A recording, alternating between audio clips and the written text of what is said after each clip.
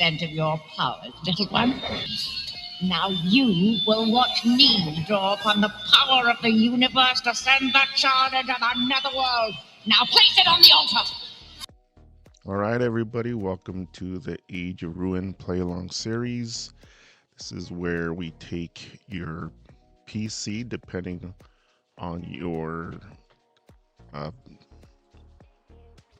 type of system you're playing, we take them on. So this is for basically a Shadowdark 1E, 2E, even BX and BECME playable system, in a sense that whatever character stats you have, you can basically play it along. Now, if you haven't played at the Age of Ruin solo play along series, then we have to go through the character creation process, because I'm gonna assume this is, you don't know how to create your character, or you don't have a character in hand. But if you've played along, just remember to level up your PC to today's adventure, which is going to be level 6 PC, and also give yourself one magical item. Okay, so do that and you should be good to go. Just check out the time step and you can start playing. For those that are coming for the first time, we have to go through character creation. Otherwise, I'd have to send you to a different video or something like that. And I don't have anything pre-recorded. I've thought about doing it that way, but I don't think I'm going to do it that way. So I think what we're going to do is we're just going to go ahead and start doing the character creation portion of the video. So first things first. Again, this is a Shadowdark. I use a lot of the Shadowdark rules because it's 5th edition mechanics. And it has the 1E feel. Your characters are not too powerful, not too strong, so they can die much easier, and it's not super high magic, so you can't cast tons of spells.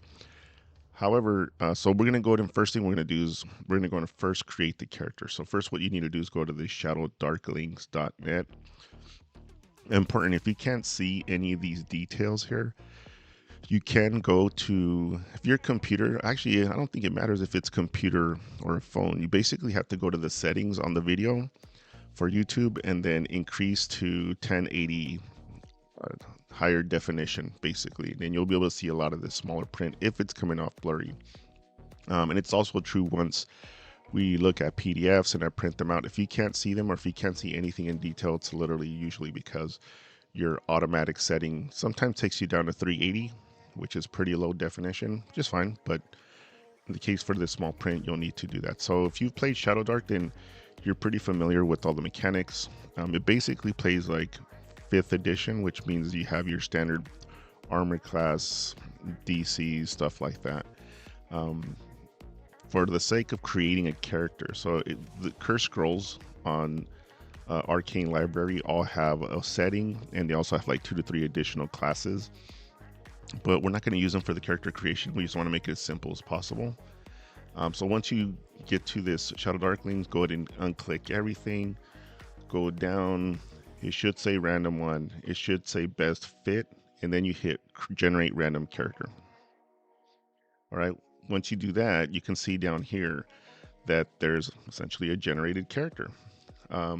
Has all the stats rolled for you. Dexterity should be the highest. If you're not happy with these stats, and you also want to customize your character, or you just don't care, you want to randomize and keep clicking until you find the character, you can keep hitting this, right? So you hit this, now you see strength becomes the primary attribute, and click. Then it gives you different races. It also names it for you, so that's nice. Gives you some background. So now you can actually go through this and start maybe clicking until you get the guy that you want, right? So what we're gonna do right here is we're gonna stop at Gabriel, human fighter.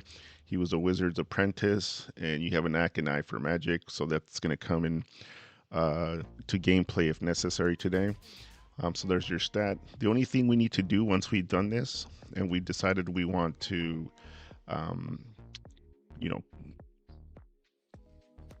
play this specific character, we need to level up the character. Now, I think this should, I mentioned this before, I think this should be a tab down, but it's kind of cute, but you have to give your character experience points. And so I'm giving him experience points, making him gain levels, and we're gonna go to play at level 6 today.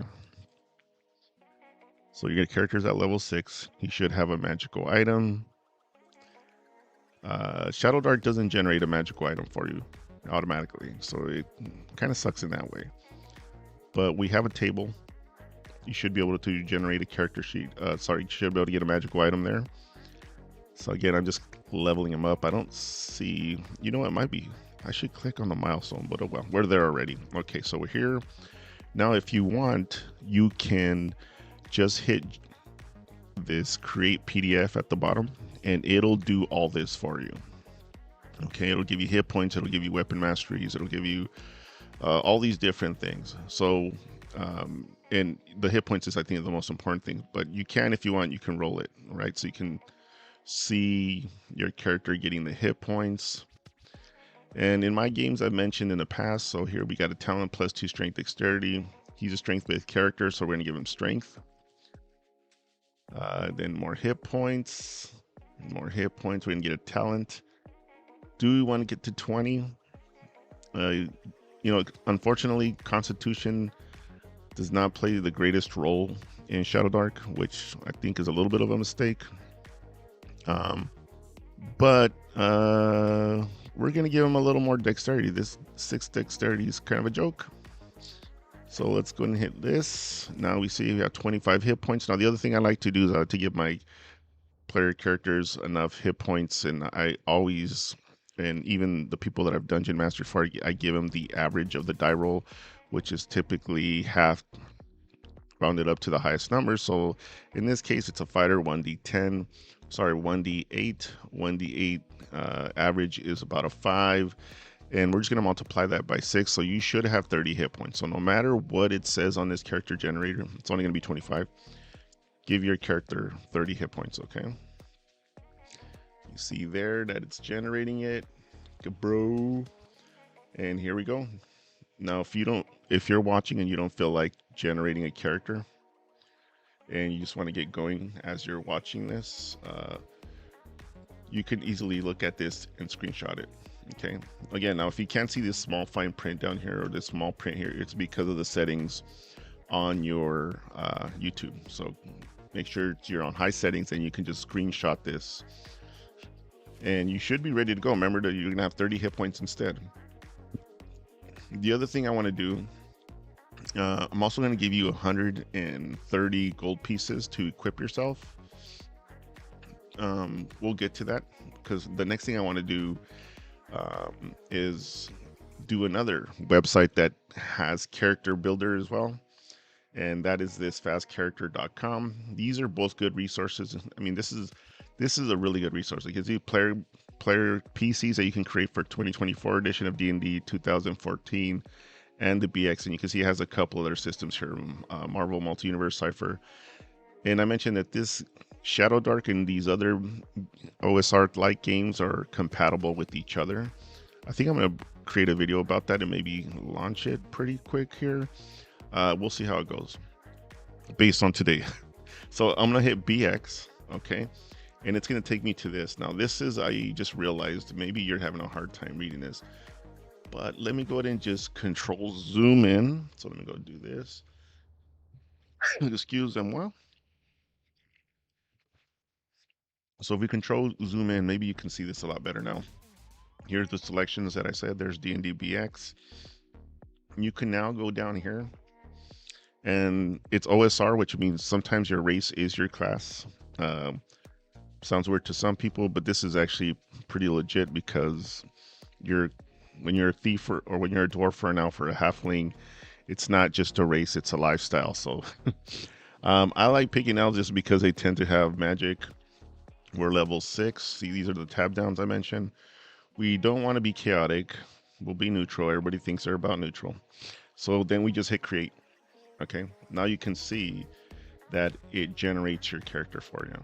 Okay, now I've done both of these on my phone. So if you're playing on your phone, you can easily create these characters on your phone and you'll get these character sheets. Just don't refresh or do something weird like that, because it will delete your information for this. So make sure you don't do that. Now, the other thing is it does the descending armor class, but it's easily to convert. If you just take 20 and minus the armor class, that's what your armor class is. So it'd be 16 here. They use other saving throws. I'm going to be doing the later editions of saving throws. You can use these if you can want to put whatever I'm telling you to do together with these, if these happen to come up. Or more likely than not, I'm going to make you make different type of dexterity strength checks and stuff like that. You also see that in case of this, he has magic. This elf has magic. Actually, I don't know if it's a he. Not that it matters, but this magic user has a couple of spells, so you would have to go look these up. I'm okay if you use 5th edition spells. Okay, those will work just fine. There's not huge differences between all the editions of spells. I think I should just do a video on that too. And the other cool thing about this fastcharactersheet.com, in the past I've seen it gives you magical items. Okay, so I'm guessing that the magical item here is the spell book. Okay, and the spell book is why you probably have these spells here, because I don't typically see magic spells here. So again, this is just a case where Helathil is going to have a magical book and with spells, and you no longer have to go give yourself a magical item. You have a magical item here. Okay. The other important thing is we're going to be using Shadowdark bonuses for all these different attributes. Okay, and I'm going to show that to you very quickly. So again, at this point, you should have generated a character. And then now we're going to look at the conversions and such. So these are just kind of quick tips and rules. This is a live stream. It always goes a little bit slower than it's supposed to. At least everybody, if you've ever seen a live stream, it just goes a little slower. So if you want to make it sound a little more, up to speed, maybe of what you're used to with other like free scripted videos where people just talk, I would recommend increasing this to 1.25. 1.5 if you can handle it, but 1.25. The other thing, so level up your PC. We've done that. If I do not mention it in the game, all checks are DC 10, right? So usually I do DC 10s. Under various circumstances, I maybe increase it, but I do DC 10 because I think I want your attributes and your scores to matter, right? So usually what DMs try to do is they try to make everything a lot higher DCs. When you get a higher level, it's just kind of ridiculous. Things should just be easier for you the better you get. Here's that conversion factor. So if you look at 4, minus it from 20, you can see the normal man goes down to 16. Okay, so that's what your armor class is. Now here, the Shadowdark, wouldn't hurt to zoom in a little. So we're gonna go to 200%. Maybe you can see that a lot better now.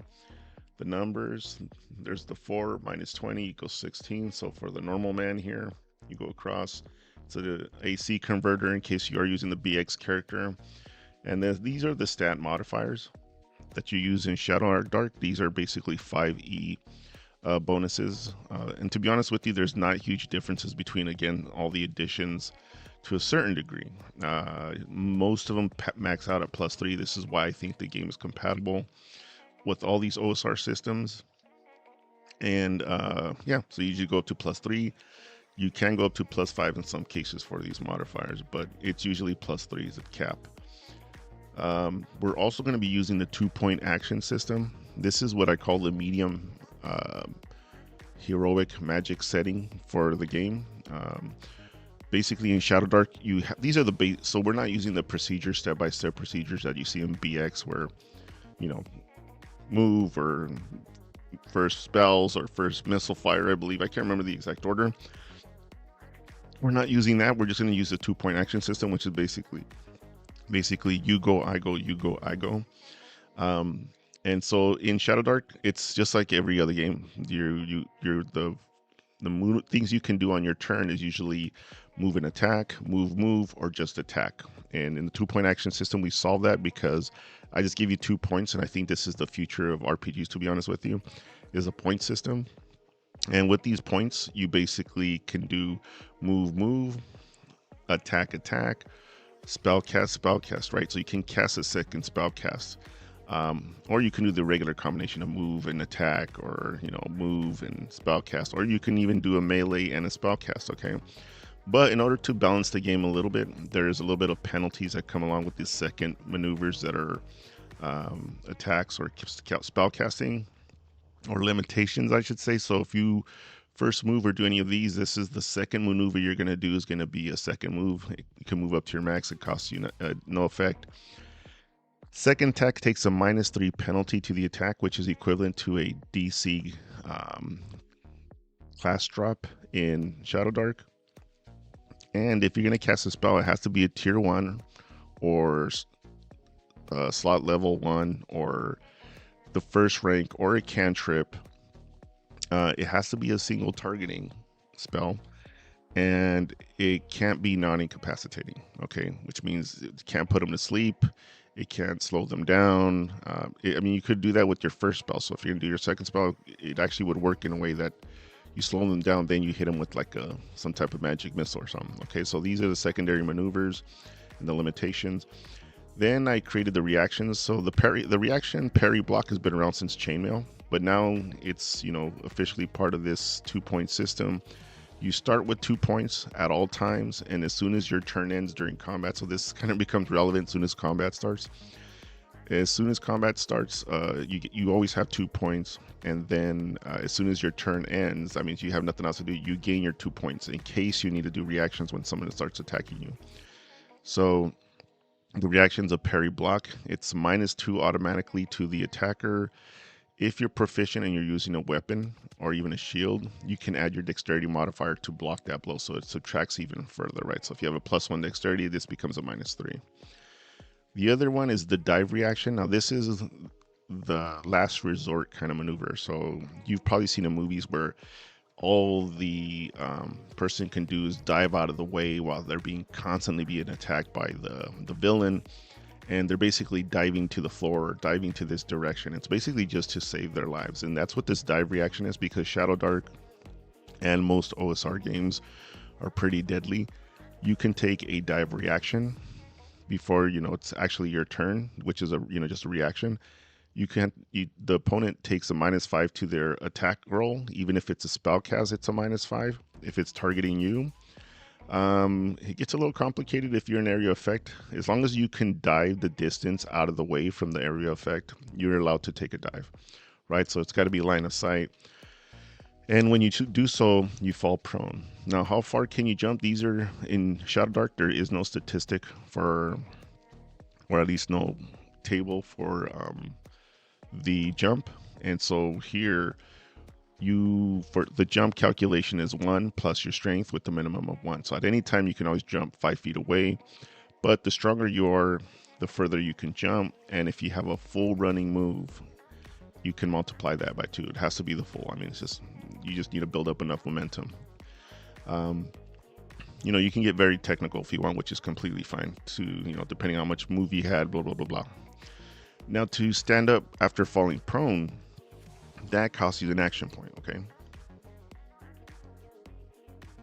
So this is just like in the movies. If you jump, you fall prone, for your turn, all you can do, you've already used a dive reaction for 1 point, and on your turn, all you can do is stand up. So you basically can't take an action on your turn, and you got to hope they miss, right? So it's a situation where you're in your last resort, and you might die on the next hit. But if you have really good high dexterity and a good parry, you might as well just try to dexterity or parry them, so that on your next turn you can attack, right? So this is, again, last resort kind of situation. It is compatible. So if you have a character sheet with you, I don't know if you saw the Joe Manganiello way in terms of trying to create a character and then give it some background, some lived-in experiences. This system is workable with all these different systems: D&D 1E, 2E, the Expect Me, Old School Essentials, Castle and Crusades, Sagaborn, and any basically OSR and OSR-like games, especially when the actions are move, or move, attack, or just attack. Like, I know that BX and BECME use procedures, the step-by-step process, but if you just do turn-based on these systems, it absolutely does nothing to the game. you can still play it. So the how you do combat sequencing or sequences doesn't really affect any of the statistics and stats and stuff like that. I mentioned earlier that um, the second spell cast has to be either cantrip tier 1, cost no mana, or 1 mana. This is more related to Sagaborn. And the spell is either a level 1 or rank 1 or a circle 1 spell. That's the rules basically. And let's see, I think we have a magic item from the red box. I think I found a better one, but I wasn't able to put it together, but this works. Now you can either just choose a weapon here, meaning do you want a sword or do you want some other offhand or armor? If you haven't picked your magical weapon, you can either do it randomly or just go ahead and randomly choose, not randomly, but pick one of these categories and then just roll the d20. Okay, then you have a random magical item you got. I also do not have an issue if you're a fighter, you just want to get a sword, just get a sword. All right, if you're, you know, class that wants an axe, just get the +1 axe. You get the +1 axe, you don't have to worry about it. And then these other magical items, if you want one of them, you are gonna have to go look them up. Stop the video. Anytime you Google something, you can find a version of these, and no matter what it says, it's completely compatible. Don't worry about it. Like I said, there's small little nuances between the spells which don't really matter. Okay, now the Elven Cloak, if I remember, it actually makes you invisible. That's gonna be a little tougher to play, but this is the solo play along, so it works that way. Okay, so let's go ahead and I think we're ready to go. Oh, I think the last thing I mentioned is you do get, I said 130 gold, so we're assuming you've leveled up, you've already had some magical items, so you can upgrade your character, weapons. So not only do you get the magical weapon, you get 130 gold pieces. You go here, you can buy whatever you want. If you want to spend all your money on the plate mail, do that. But here you just kind of go ahead and pick anything you want. And if you have other game systems and you have a list of equipment, actually you can easily Google this again too. If you just put, you know, D&D weapon list or equipment list, or even for Pathfinder, whatever, any of these groups, they'll show you a list. Actually, maybe not Pathfinder. Anyways, you can basically, the only thing I'm worried about is how much is your gold worth in different games. So something comparable to this, which is mostly D&D systems. So you can purchase whatever you want, equipment, okay? And I think with that being said, we're basically ready to go. Okay, so you should, oh, not quite. We need to show you the virtual dice roller. This is dieharddice.com. By the way, anything that I show, I'm not being paid by anybody. These are just resources that I use. I don't think it'll piss off anybody. I don't think they should get pissed if I'm showing off their stuff. But basically, you go to dieharddice.com.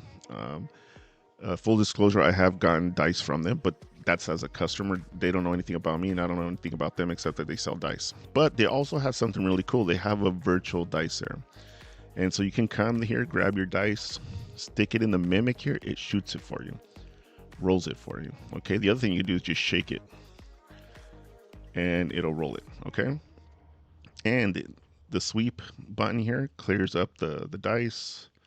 Then you can choose if you want to do 3d6 damage. Boom, boom, boom, boom. And you can do the same thing. Grab them, stick them in the mimic, launch them. Okay. And this also works on your phone. Okay. It could slow it down a little, it could lag a little, but it'll still work. Sweep, get rid of it, and again, you can just go back to throwing your d20. Okay, so now you should be ready. You should have a character sheet. You should have pause the video if you need to get weapons, magic weapons, upgrade your equipment. Any of that stuff you should be able to do by now by pausing previous shots. And then basically we should be ready to go and get this party started. So without further ado, It has been several hundred years since the collapse of the Astoria Golden Age. A collapse caused by power and magic. The great houses have fallen.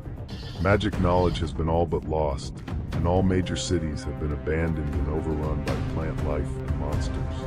All that is left are barricaded small secluded hamlets, villages, and scarce towns. You are in the age of ruin. It is also the age of exploration. The few who dare leave their protected walls seek fortune, a better life, or power. Be part of the few, the bold who seek to rebuild, face the dangers, and discover of unearthed arcana. Your journey begins now.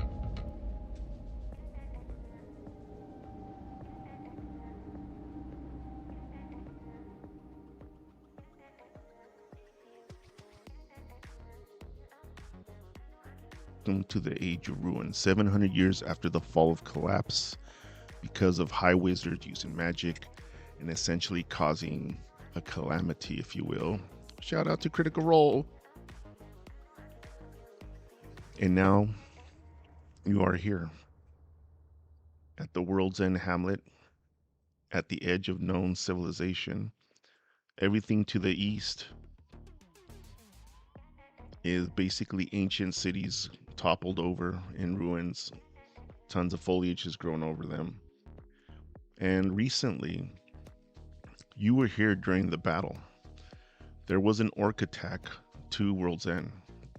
They have heard of the mining for the gold that had happened, and they wanted a piece. Somehow the rumor got out that there was gold here, and orcs, you don't know where they came from, had surrounded the entire World's End and attacked.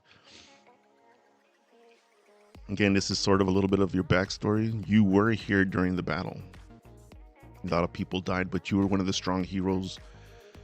You were able to help defend World's End and essentially kill all these orcs.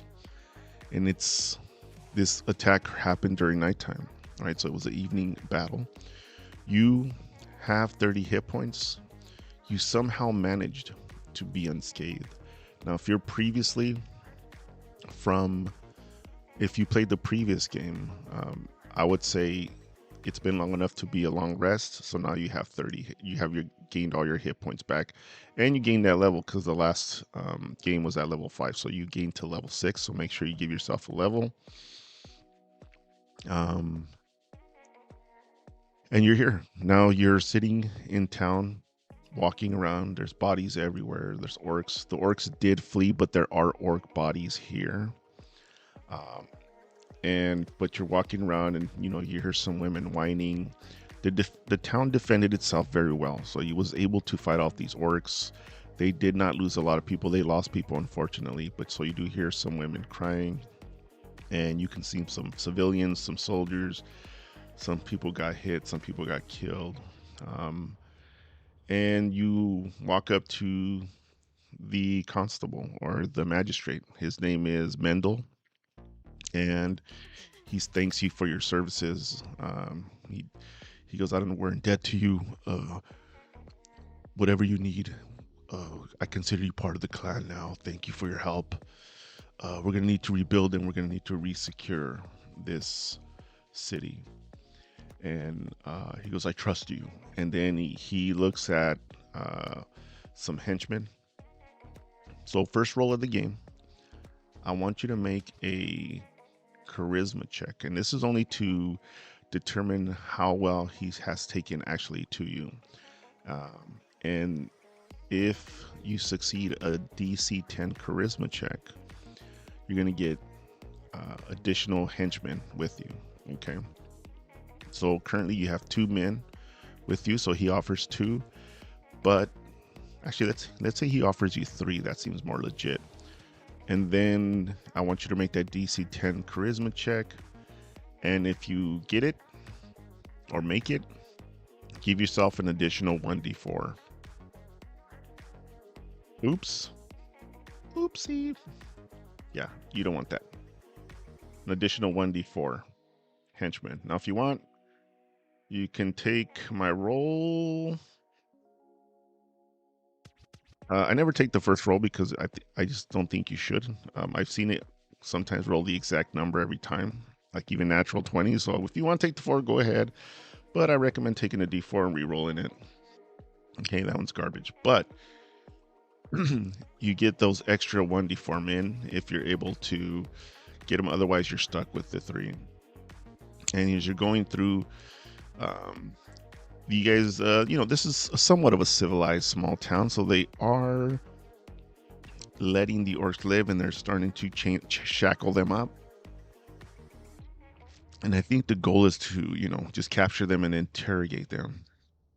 As you guys are doing so, you're checking through the entire town. You're walking through the market here.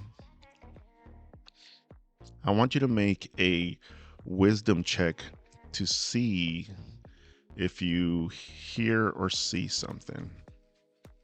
Okay, DC 10 wisdom check. If you succeed, you actually look to your right down this hall here area, and you see a orc looking at you, and then heading down into the walls, at least what appears to be the walls. Now, if you previously played here, you know there's a hole here that leads to the tunnel that was originally broken. It was dug into, and then it was actually sealed, but then it looks like maybe it was opened up again for some reason. It shouldn't be, but if you're new to this, then you just see an orc and he looks like what appears to go into the wall. If you didn't make a dexterity, a wisdom check or perception check, the orc throws a spear at you. All right. Oops, don't do it. No, doesn't count. With a +2 to this roll, 10. So if you have an armor class of 10, you're going to take 1d6 damage. Remember, it always rolls high on the first roll for some reason, so I don't do that. Sorry, my throat's getting a little itchy. So 3 points of damage. Ignore that 20. So I don't think you got hit on a 10, but just in case you did, 10. And then if the spear flies right by you, and he runs right back into the hole. Okay. So you take your men, you run over there, you see there's an opening there, and you look down and you can hear some grunting happening. And then you don't know what to do. Should you go down, not go?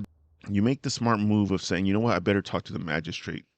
So you keep the 3 men here to guard.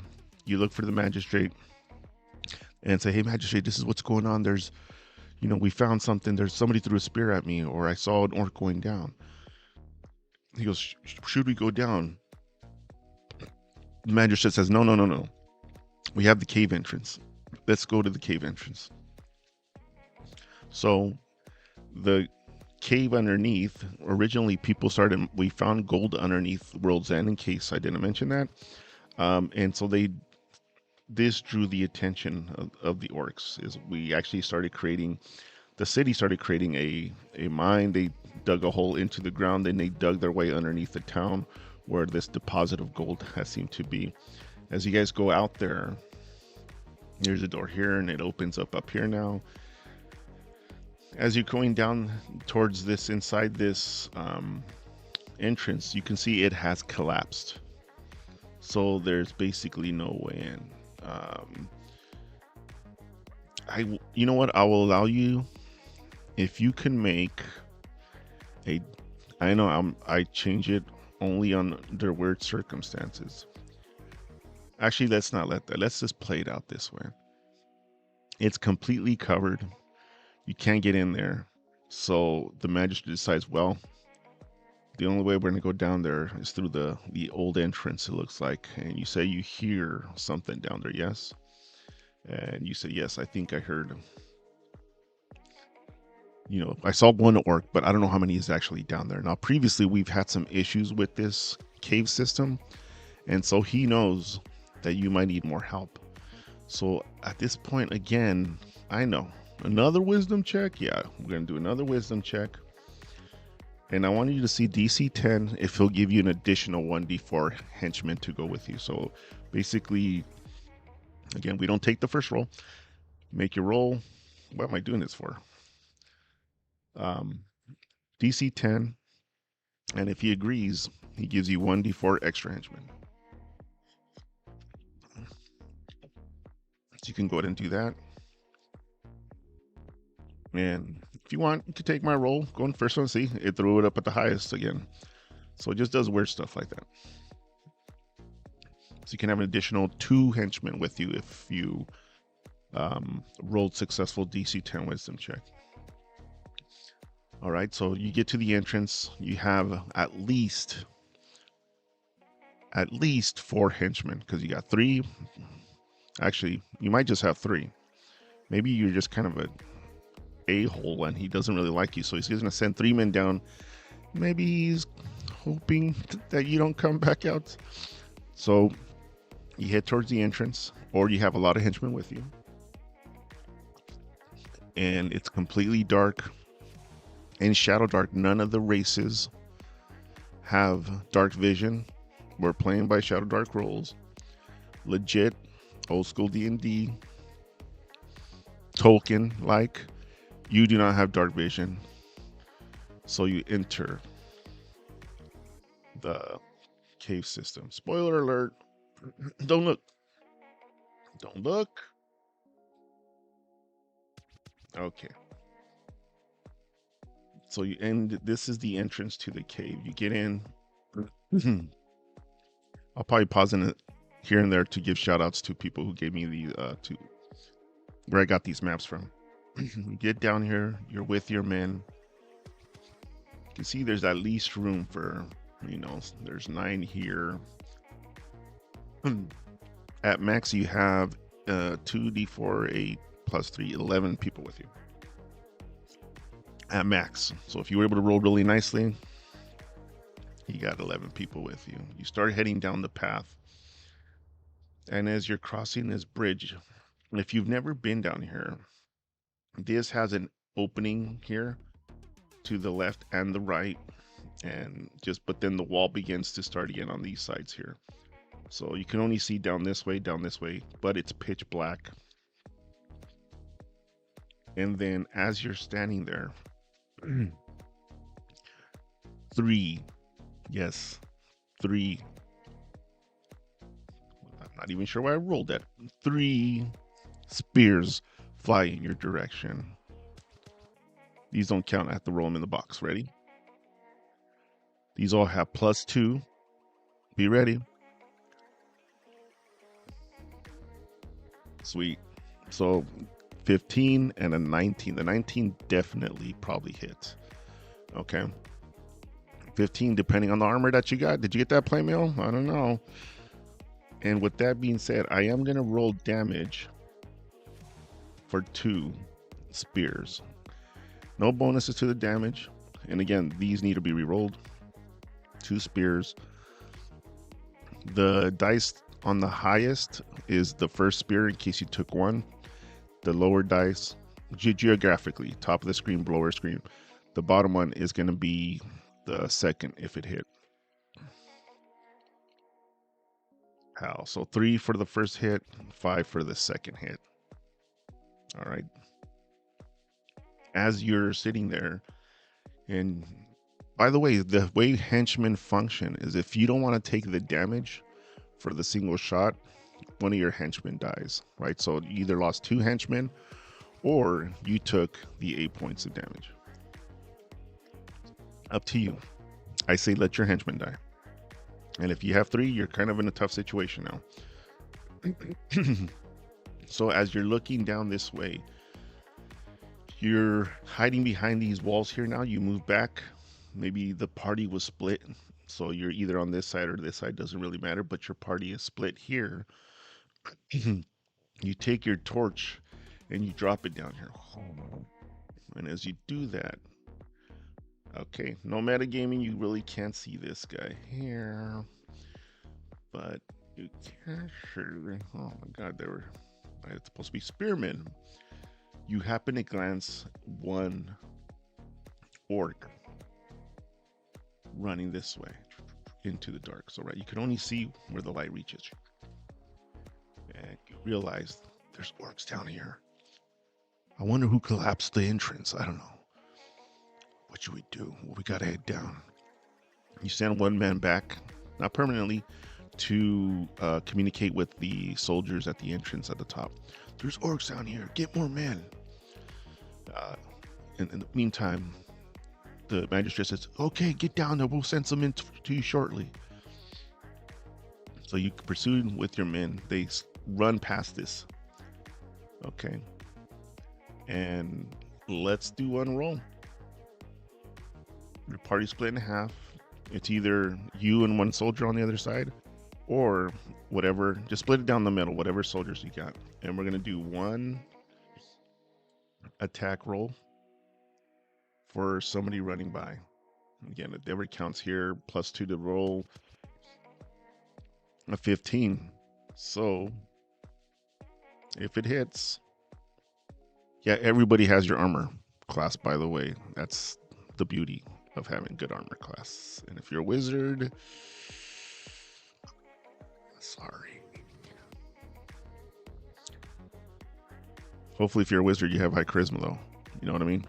So anyway, so 6 points of damage, man. So definitely let a henchman take it. So at least one henchman got killed on the way down. So you started heading down this pathway.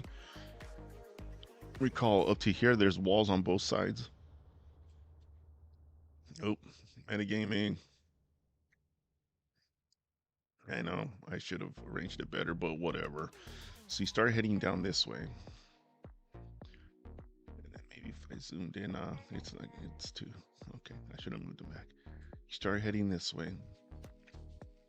And you're down here with your torch, okay? So you start heading down this way. You can decide, as this is where the wall ends. Okay, right at this bulging thing here, and you can see this is clearly a wall.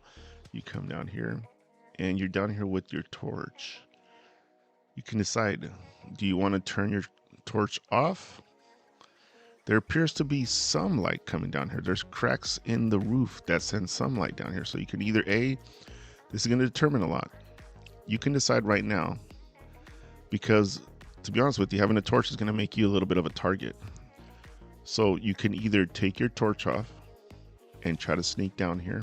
You can see enough that you can see that there's a cliff off of here, a cliff off over there. You can see that with your torch. And you can see the path goes up, and you can hear grunting in the distance. Not that far of a distance, pretty close by. So you either decide to turn off your torch or leave it on. If you keep it on, you attack as normal. You have no penalties, but if you turn it off, you're going to have disadvantage on your attacks, but they're also going to have disadvantage against you. Okay? So as you proceed to walk down, so you made the decision. You're cautiously walking down. Everybody has their shields raised. We're going to assume you have relatively intelligent characters. You start trying to cross this here. And as you're getting up here, again, depending on whether you have a torch or not, you see an orc launching arrows at you. And then another. And then another. Okay. So I'm going to do the first round of attacks. And actually, let's clear that up. We're doing disadvantage attacks. I'm going to take 3 attacks at you, okay? Disadvantage. +2. First roll, 11. If you hear it, it's puking. Second roll, that was a 6. Third attack. Oh my God. Thank God you had disadvantage, which means you have to take the lower score. So it's still in 18. So I'm pretty sure that hits. And the damage is 1 point of damage. So either take you might want to take this 1 point of damage. So it's 1 point of damage. Yeah, I'm allowing you to decide whether or not you want to take the damage, but you either take 1 point of damage or you let a henchman die. I say take that 1 point of damage. Okay, now I want you to take attacks towards them with disadvantage if you're in the dark, or advantage, or regular attack if you left your torch on. I guess I should have noted in these rolls. I guess you'd have to go back. Sorry. Uh, if you went in there with your torch, they have actual normal attack against you. So you would have got critted. Then you can roll that extra damage there. Yeah. Okay. Up to you.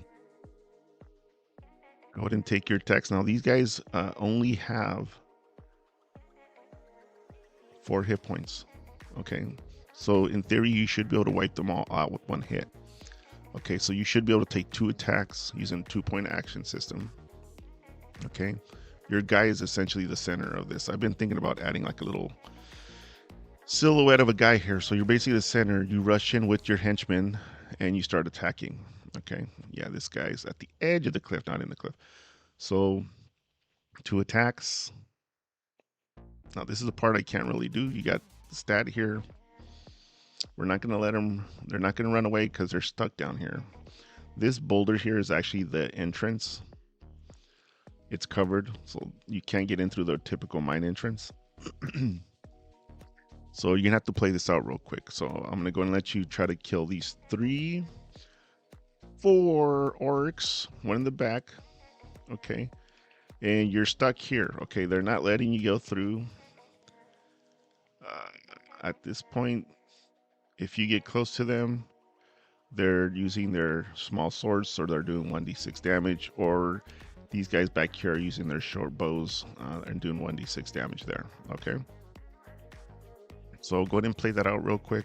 Unfortunately, I can't be a part of that. Go ahead and pause battle. And I'm going to pause here for a second. And again, every time you take a hit, you can decide after the damage, do I take it or do my henchmen take it? You have 30 hit points to start, unless you've already taken some damage. Okay. Okay. Assuming you wipe these orcs out. Come here. This is the other end of the cave system. Okay. If you go around this way, it's just a wall. Circle back to the entrance. And we want to give a shout out to Dungeon Mapster for this map. Again, I don't know any of these people. I'm assuming it's okay to use these maps because I'm playing D&D. It's all D&D, baby. Even though it's Shadowdark. Shadowdark is a 1E, 5E hybrid. Really easy to pick up and play. Again, I'm not being paid by Shadowdark in any way. Shout out to Calcidion. And you can see the level statistics they have for their monsters. You head down this path. And as you're entering this area, there's 1 more orc guarding here. And he is going to take a arrow shot at whoever's in the front. I should have said who's in the front, but it doesn't really matter because if you want, you can let your henchman die either way. So he takes a shot at you. At this point, you've turned your torch back on, okay? If you're wondering, because it is dark. You do want to be able to see. I guess you could decide to stay without your torch. Then you'd have to have the disadvantages on everything. So I'm going to roll 2d20s again. And whichever one is the top dice, which means the dice that rolls closest to this wall up here, that's the actual attack if you have the disadvantage. Okay. Sorry, if it's not disadvantaged, the top die closest to the wall. Oopsie. Die closest to the wall is the actual die. Otherwise, if you have disadvantage, you take the lowest roll no matter where it is. Either way, it's garbage. So the first he sees you coming in, he's panicking. He shoots a arrow at you. Guaranteed it missed. I'm going to give you a chance to go ahead and do a ranged attack if you can. Okay. Do you have a ranged weapon? Magic spell? Preferably, you can do an incapacitating spell like sleep or something like that, but it's only 1 monster. I'd recommend just trying to wipe it out with whatever attack. If you don't kill it, so go ahead and roll your rolls. If you don't kill it, it runs through what appears to be the cave entrance. You may have been down here before. This is where the treasure, sorry, the gold deposit was originally discovered. Okay, in this cave system, as you look down, you no longer see it. There was a bunch of gold here. So if you've been here before, you've played this Age of Runes before, you know that there was gold deposits here. Otherwise, you see it's been mined out. A lot of this entrance is a lot hollowed out, and you can see they started mining into this wall here, and you can see some beyond the end of this little cave. There's actually structured brick and rocks, like somebody built this. So if you've been here before, you know that these are ancient ruins. If you're doing this for the first time, you can see that there's actual some type of built structure underneath the city. Okay, so you proceed to go down cautiously, of course, with your torch. And as you're starting, spoiler alert, and as you're starting to head down these little stairs, as you come through, a spear actually gets chucked at you. How much damage do these spears do? Come on, buddy. Spear. Well, 1d6. I was correcto mundo, señor. Ow. Why did I sidetrack like that? Sorry, stay in the game, boy. All right, so as you walk through, a spear gets chucked in your direction. Again, I don't know if you have the torches or off. Okay, you can do a stealth move. You can do something like that to hide, so I can't attack you. But either way, your henchmen can't really stealth. They're just regular, more townsfolk. So I'm going to make the roll. If you're disadvantaged, take the lowest. If you're just playing normal, whatever dice is closest to the wall. And sorry for the puking noise. Bam, the top one. Oh my god, garbage. So in either case, I believe this is, a 15. It tells you right here. So disadvantage 4. There's a spear that flies at you. Okay. And as you're here, you can see that there is another orc standing by the wall over here. Okay. Now,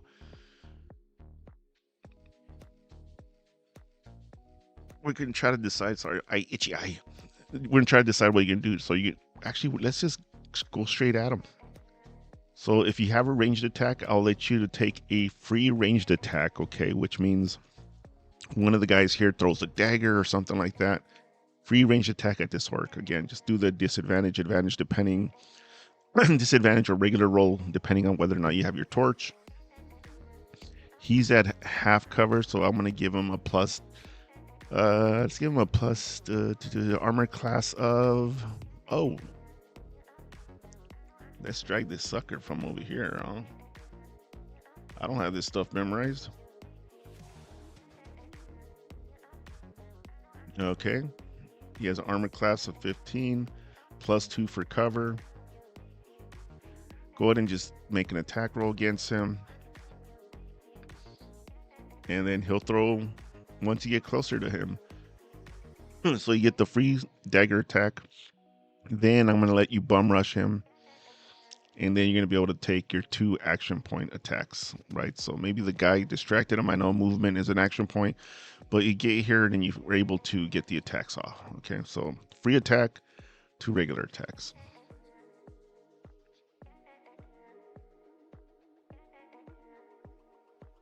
Okay.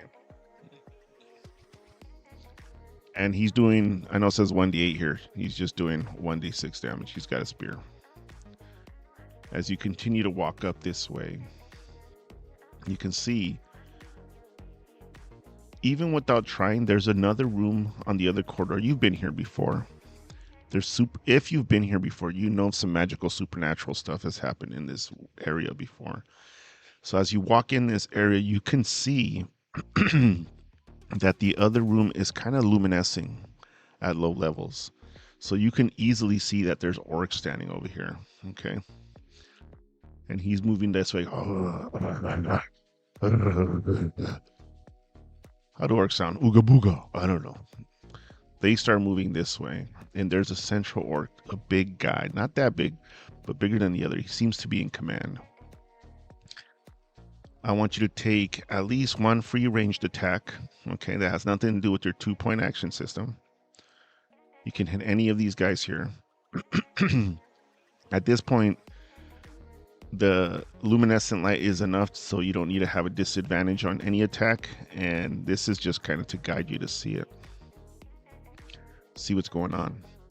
Go ahead and take an attack to this guy. Free, ranged. Then at this point, it is a 2 action point system. It's going to cost you to move into this area and begin attacking these guys, okay? So these guys are kind of covering the entrance here. And these 2 spearmen are trying to like funnel you in this way. Now, I want to give you a little bit of options. So if you're a thief, if you decided to be a thief, I will allow you to stealth check around this way, okay? And if you are able to stealth check around this way, I will let you take 2 advantage attacks at these 2 guys here while your henchmen are battling here, okay? If you happen to be a halfling, you could do it's invisibility for 3 rounds. It should only take you about the full round to get over here, so you can be invisible for 2 more rounds if needed. And you can take attacks at these guys here or this guy here. Okay, so I'm gonna go ahead and let you fight this out. Armor class of 15 on these guys. They've either detected you back here if you're coming sneaking around. And this guy here, who seems to be the boss, but actually just has 4 hit points as well. Okay, so go ahead and play that out. Either battling, there's 3 guys. You either have henchmen with you. Every time you take damage, your henchman can take it instead. And then when you finally land the final blow on this guy, he falls right here. But then something weird starts happening. All this energy, you start seeing shadows surrounding this circle area, just as you see here. You see the shadows here. Green mist starts coming up into the air. The lights seem to flicker in and out. Like, what the hell's going on? All this green energy starts going into this guy. And you see his muscles start bulging. His teeth start getting over, they become large. His hand, he drops his weapon. His armor begins to fall off his body. He's basically transforming into what you might consider a whole.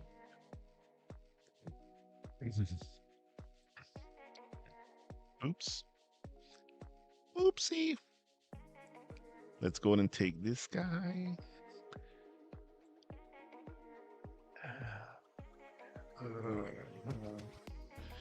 And yes, now you have a hulking man here. These guys are dead. We can throw them out this way. How badass is this guy?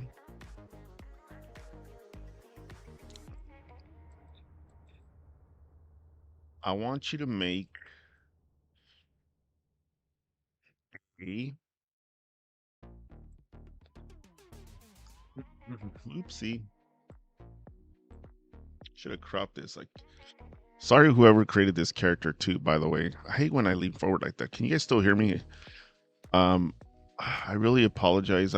This was made by a specific person, or Hulk by, oh my god, I apologize, whoever made this, because I do want to give you a shout out for creating this Hulk or Hulk with 114 hit points. Yes, jaw drop. Now, here's the thing. This sucker's huge. Huge.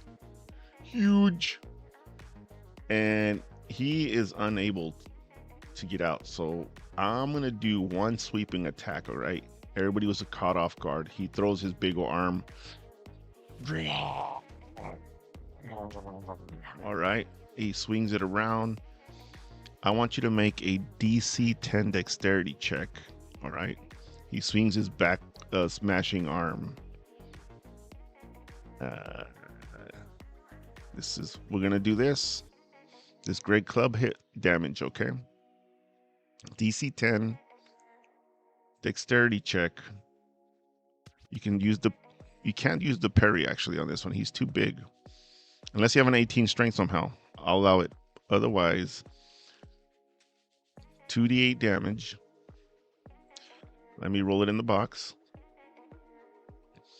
If you can't make your DC 10 dexterity check. That's not too bad. 6 points of damage. If you failed, again, you either take the damage or one of your henchmen dies. Okay, at that moment, everybody starts backing out of the room. So whoever you are, whoever your character is, he's back here. Let's do it this way just to change the scenery a little bit. And as you're going this way, you're going to go ahead and allow you to take your 2 attacks at him. Okay, armor class of 14. He's a beefy guy, 114 hit points. Take your 2 attacks. And let's throw in that extra attack, like a single attack. No bonuses from your henchmen. Okay, just 1. Or, you know what? Let's do a single attack. Do you want to do that much die rolling? It's up to you. For every henchman that you have, I will allow you to do a attack. But this also means that the henchmen, they just have short swords, okay? They're either going to go up close and try to attack it from either side, okay? So you can have some flanking attacks here on either side. You can split the party, I suppose. Actually, I say you guys all went down this way. So you can send guys around though. So you can have that kind of combat there. Apologies. So then you're going to have guys either here and attacking whatever henchman you have left. No bonuses to their rolls. Armor class of 14 against the orc. And once you drop him down to 50 hit points, he's going to rage scream. And he punches this entire wall here. Okay. And out of frustration. Okay. So go ahead and do a few attacks. Use your henchmen. Then I want you to see, maybe you're low on henchmen. Okay. I'm going to randomize this. Okay. I want you to roll a 1d8, and that's how many other henchmen come down with you from the magistrate. Okay. So if you want, I'll roll it. Doesn't count. Doesn't count. Or you roll it. But decide now. Don't cheat. Either take my roll or take your own roll. Decide. Maybe you took my roll. You could have 8 more henchmen that came down from the magistrate, okay?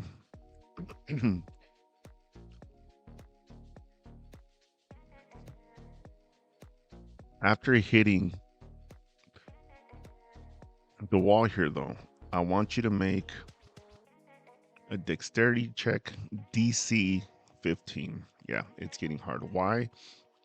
As this guy hits this wall here, rocks from the ceiling begin to fall down and collapse everywhere.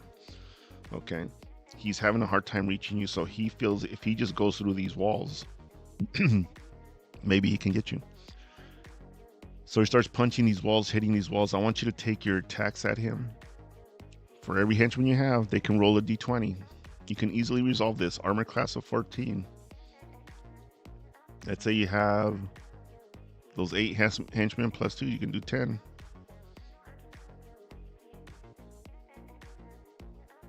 Okay. Now you can resolve it. How many of them hit 15? In this case, like in this roll, actually you can't see these other guys, but 12, 17. So you can see at least for 8 rolls here. All of them, except one does the damage. If you don't want to take that first roll, it's the ones you can see. So you can't see the one down there, unfortunately. So go ahead and resolve it. Start attacking this massive Hulk orc. I believe this is the Maxo from the comic books. I'm not sure though. Looks like him. So you either roll the damage, 1d6 per attack. Okay. After the very first attack, he hits the wall again. Okay. He's trying to just bury everybody at this point. So he's hitting into these walls. Another DC 10 dexterity check. Every time you don't save, you're gonna take let's do a D10. I know, on the fly, but that's how we roll here at RPG Boons and the Age of Ruin solo play along. If you fail, you take 6 points of damage. Okay. Again, you die or a henchman dies.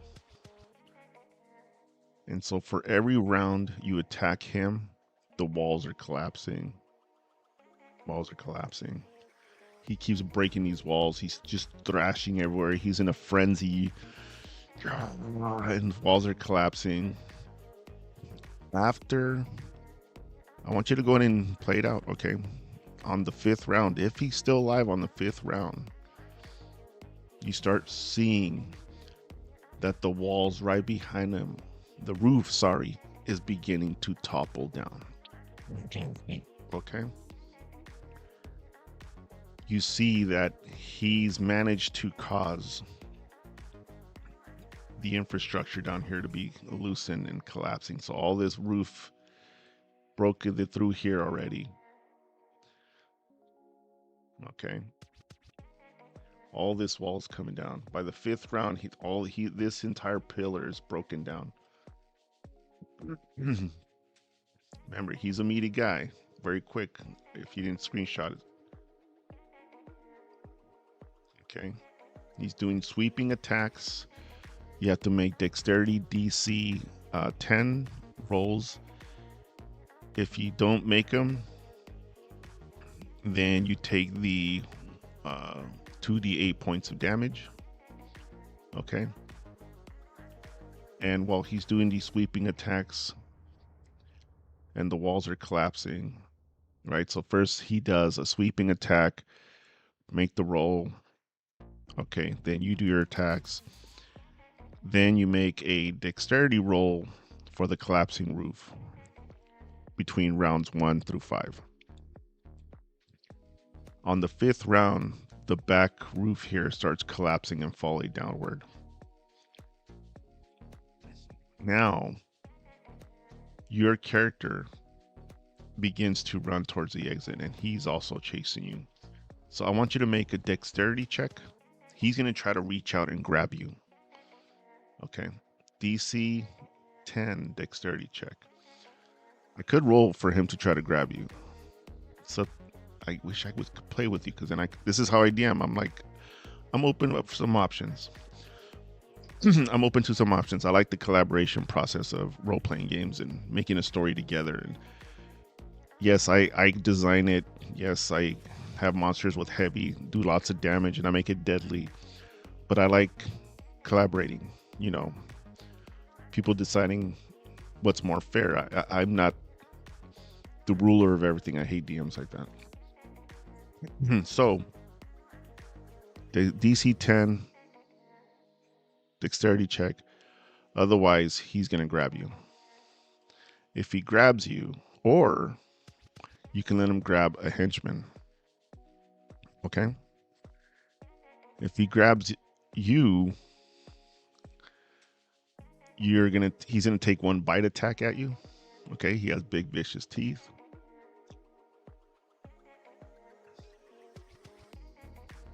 And he's going to have advantage because you're being held. And that one definitely probably hits. It's a plus. What are his bonuses? We're going to give him a general strength bonus. +5. Holy shit. So it's a 21. So he bit you if he held you. Otherwise, your henchman gets killed and you can start running out.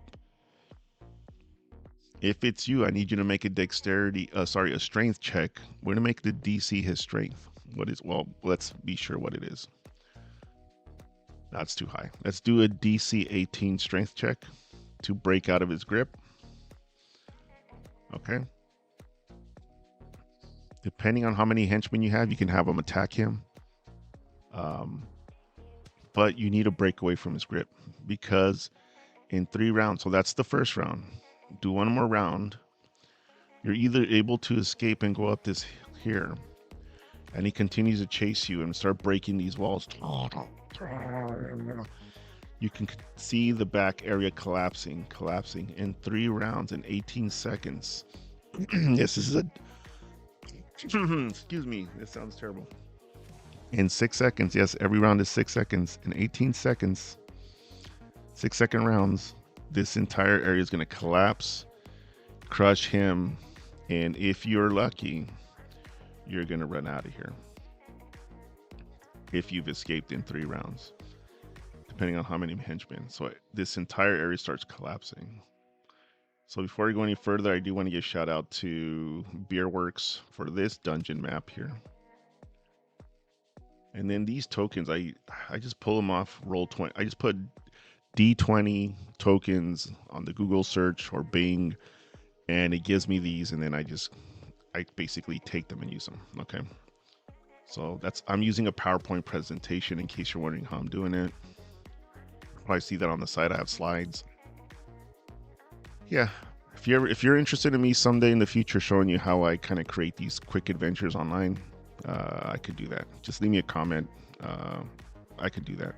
So you either run out of here, this whole thing collapses. What you don't see as you're running out of here, you're going down through this pathway. Okay, you continue to run back. There's crumbling happening here too, but it's not as severe. You can hear everything's getting quiet. You see all this dust flying through this exit here. And, you start coughing a little bit. No one takes damage. You're just coughing from all the dust. You're heading back to the roof.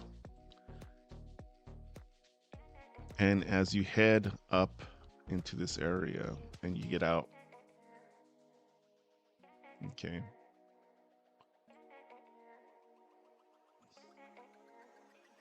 you head out of this area here and you see this entire area of the city, of the town, sorry, the hamlet, not a city, but you see this entire area. This store here has collapsed